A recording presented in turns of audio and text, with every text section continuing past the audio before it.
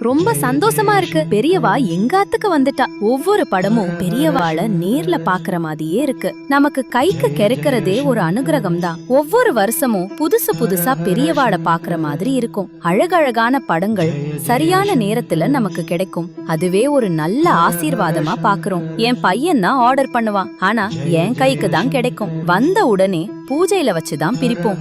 அற்புதமா இருக்கும். காலையில எழுந்த உடனே பெரியவாளை பார்க்காம அந்த நாள் ஓடாது.